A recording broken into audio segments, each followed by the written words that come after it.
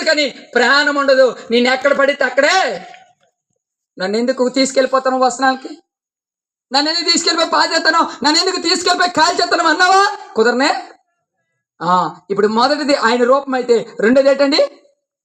ఆయన ఊపిరి అయి ఉన్నాం. ఎవరమై ఉన్నాం? ఇప్పుడు కనెక్షన్ ఉందా? వచ్చిందా లేదా కనెక్షన్? దేవుడితో కనెక్షన్ వచ్చిందా లేదా చెప్పండి. ఇప్పుడు చెప్పకూడదు దేవుడు మాకు ఎందుకండి, దేవుడు మాకు ఎందుకండి అంటే, దేవుడితో మొదటి ఆయన రూపం అయితే, రెండోది ఆయన ఊపిరి అయి ఉన్నాం. ఇప్పుడు మూడోది ఏమై ఉన్నాం చూద్దామా? అందులోనే చదవని గట్టిగా, మళ్ళీ అందులోనే ఊపిరి అయి ఉన్నాం. మరొకసారి 2:7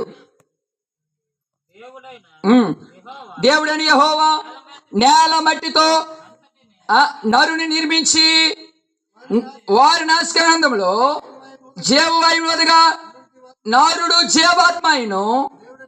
దేవుడని యెహోవా ఒక తోటని తాను నిర్మించి దేవునికి స్తోత్రం. అయితే ప్రియమైన మనిషికి దేవుడికి కనెక్షన్ అని చెప్పనా, మనిషికి రిలేషన్ కనెక్షన్ అని చెప్పనా. మొదట దేవుడు స్వరూపమై ఉంటే, రెండోది దేవుని ఎవరమై ఉన్నదా? దేవుని ఊపిరై ఉన్నాం. ఇప్పుడు మనల్ని ఎలా తయారు చేశాడు తెలుసా? కష్టపడి. ఎలాగండి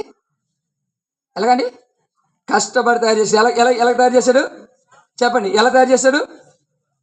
ఎవరండి? ఎలాగా? కష్టపడి ఆయన స్వసత్తతో అంటే ఆయన చేతులతో మనం తయారు చేస్తాడు. ఇప్పుడు మనం ఏదైనా మన చేతులతో తయారు చేసుకుంది ఎవరైనా పాడు చేస్తే ఎలా కూడా చెప్పండి? ఇప్పుడు మన సొత్తు కాదు. ఇప్పుడు మనము చాలా మంది ఈ లోకల్ ఏమంటారు తెలుసా?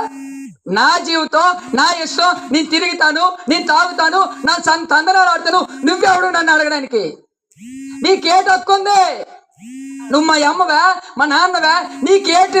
నా బట్టి నీకేంటి? నాకు నచ్చితే ఎలాగొంటాను, నచ్చకపోతే ఎలాగొండను, నా ఇష్టం.